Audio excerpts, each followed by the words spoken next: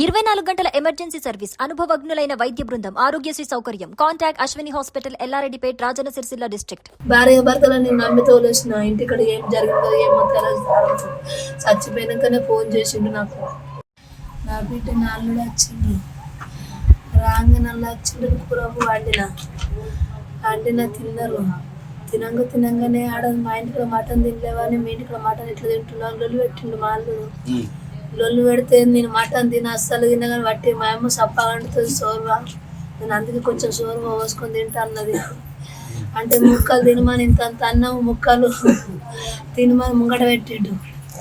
నా బిడ్డ నా బిడ్డ ఇబ్బంది పెట్టకు నాన్న, నా బిడ్డను ఏమనకు, నా బిడ్డ మాట అంటే పడది, నా బిడ్డ తినంటే తీరం కొద్ది తింటుందని చెప్పిన. ఆయన కూడా నీ బిడ్డ తినది, నేను తిన అస్సలు తినాను అన్నాడు. నా బిడ్డ ముక్కలు తినదంటే చెప్పాం కూడా తినలేదు. అవి తింటావా తినవంటే ఆశ్చర్యపెట్టాడు. నామగట్టుని పెడితే నేను బెదిరించిన. నా బిడ్డను ఏమనకు, నువ్వు నా బిడ్డను తిట్టకు, అసలు ఏమనకు, తింటుంది తీరం కొద్ది, నువ్వు తినకొద్ది తినబెట్టు అని అన్న. నేను అన్న కూడా నా మాటిన కూడా ముగ్గురు అన్నం పెట్టుకున్నారు. నా కొడుకు నా బిడ్డ అందరూ.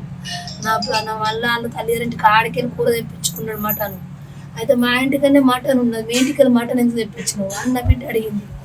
అడిగితే మీ ఇంటికాడ ఉన్నది, మా మటన్ తినవా, మీ మటన్ తినవా, మా మటన్ తినవా అని అంటే మీ ఇంటికాడ ఎంత తెప్పించేది, మా ఇంటికాడ తినొచ్చు కదా, మీ మాట మాకెందుకు, రేపు మీరు అంటే మేము పడల్లా అని అన్నది.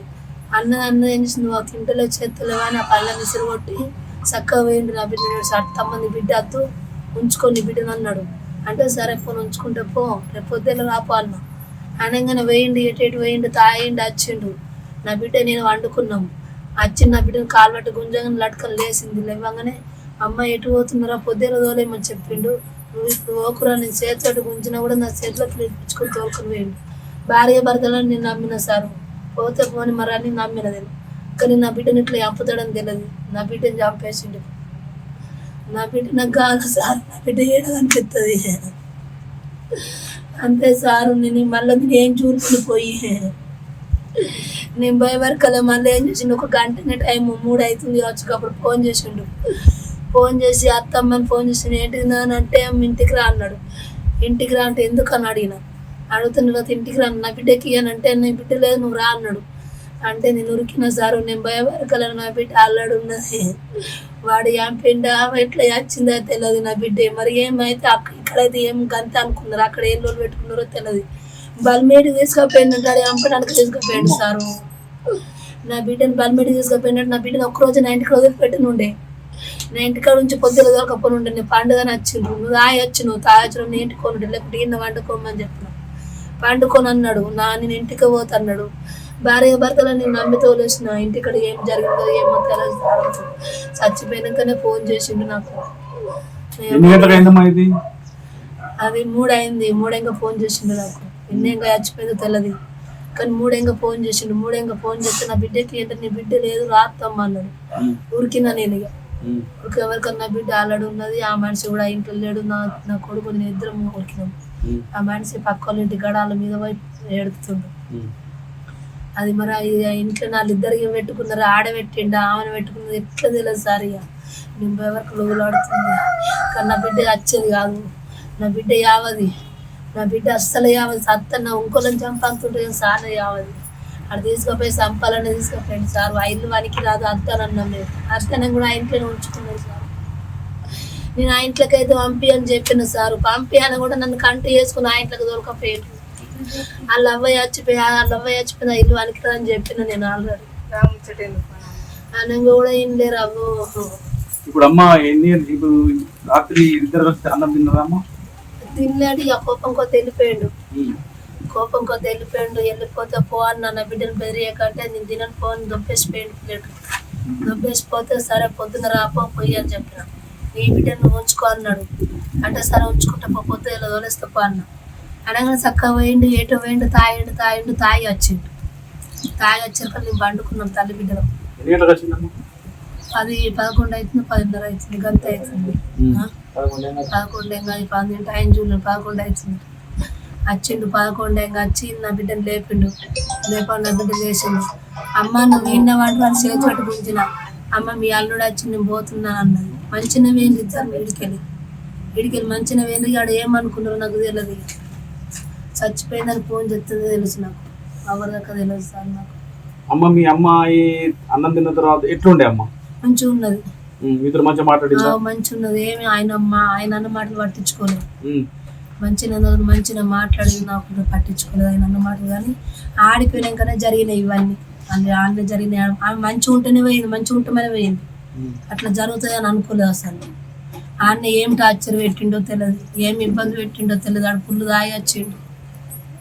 ఇంటికి ఎన్ని గంటలకు వచ్చిందమ్మా? 11 ఏం వచ్చింది సార్. ఆయన కాదు, పొద్దున ఎన్ని గంటలకు వచ్చారు? సాయంత్రం వచ్చింది సార్. 5 అవుతుంది వచ్చినప్పుడు వచ్చింది. ఇద్దరు వచ్చింది సార్. ఫస్ట్ ఒక్క ఆమె నచ్చింది. ఒక్క ఆమె నత్త నన్ను నిడిచిపెట్టి నువ్వు ఎట్లా వచ్చినావు అన్నాడు. అంటే ఇక దగ్గర ఉన్నది కదా, నేను ఇంటికి పోయేస్తా, మళ్ళీ తర్వాత మన ఇద్దరు మధ్యమని వచ్చిన మా అమ్మ దగ్గరికి. మా అమ్మ పండుకున్నది కదా, లేచిందో లేవలేదు కానీ వచ్చినని చెప్పిండు. చెప్పాడు నచ్చి మళ్ళీ ఆమె దోలుకొని పోయిండు ఇంటికి. పోయి మళ్ళీ ఇంటికి పోయి ఇద్దరు కలిసి వచ్చిండ్రు. అమ్మ మీ ఇంటికి వస్తున్నాం ఇలా పండుగ కదా, మీ ఇంటికి వస్తున్నామా అన్న. అంటే సరే రండి నాన్న, దూరం లేరు కదా, నేనే వెళ్తా అనుకున్నాను, మీరు వచ్చిండ్రు రమ్మ అని కూర్చొని పెట్టుకున్నాము.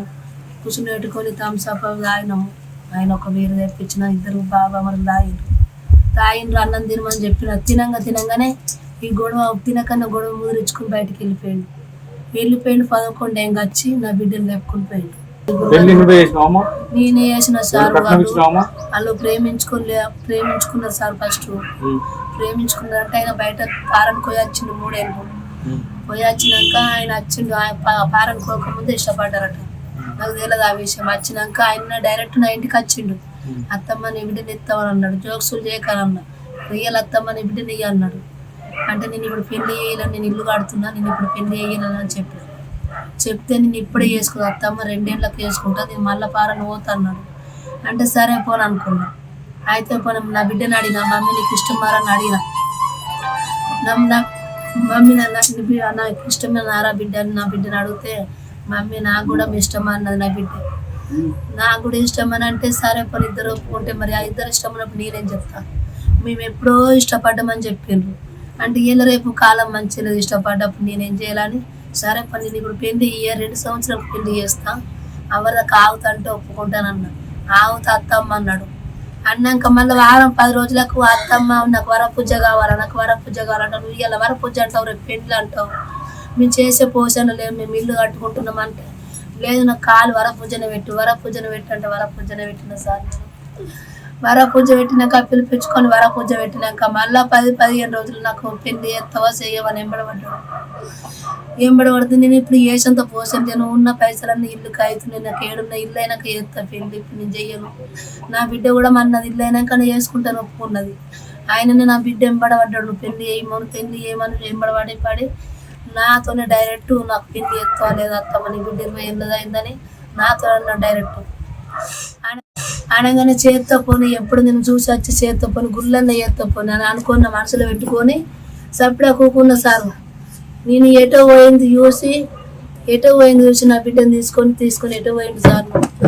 తీసుకొని పోతే నేను పుల్లు ఏడ్చిన, రాయమ్మ దాయమ్మ నేను లగ్గం చేస్తారా అమ్మ, నా బిడ్డను తోలుకొని రా నాన్న అని కాళ్ళు మొక్కుతా అని దండం పెడతా అంటే నా భర్త వాళ్ళు పతిల్లడంగా ఎక్కడ పోయినరు ఏమో కానీ తెల్లారు తీసుకుని వచ్చిండు.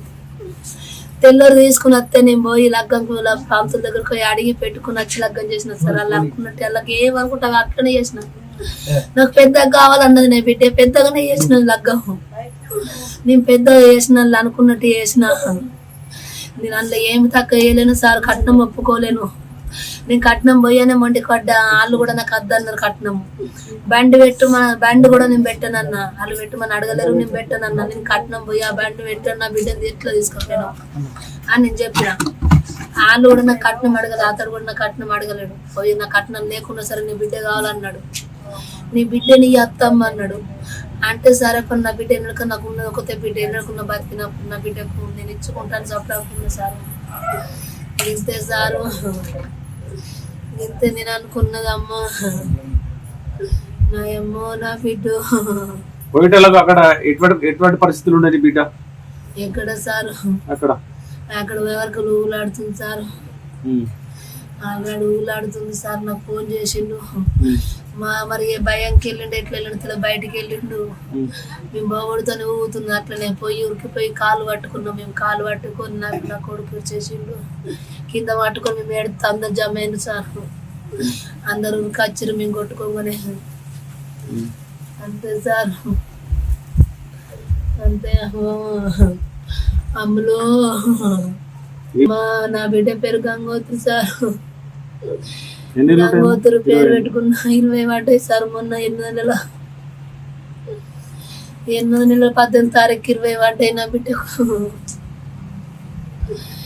అమ్మ నేను 2 ఏళ్ళకి ఎత్తన ముచ్చట ఇట్లా వేసిండు సార్ నా బిడ్డని. ఎందుకు తీసుకుపోయినా బిడ్డని బయటకు? ఒక రోజు పోయిన తెల్లారు వచ్చిండ్రు. మేము బాగా తెల్లాడితే తెల్లారి పొద్దు సాయంత్రం వరకు వచ్చిండ్రు. తీసుకొచ్చి నేను నైట్ అంతా పుల్లు ఏడ్చి మాట్లాడినా కూడా నా బిడ్డకు చూపెట్టలేడు, వినిపించలేడు. తెల్లారు వినిపించుకొని తీసుకొచ్చిండు. నిమిషాలు పెట్టిన కోదా వినిపించి తీసుకొచ్చిండు. నా బిడ్డ ఉండలేదు, ఇక పోదాం మా అమ్మ బతుకది, మా అమ్మ ఉండదు అనుకుంటా వచ్చింది.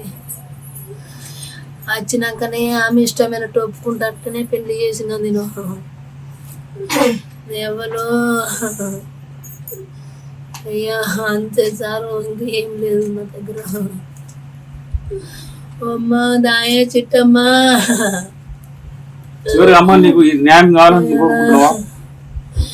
నాకు న్యాయము కావాలా సారు?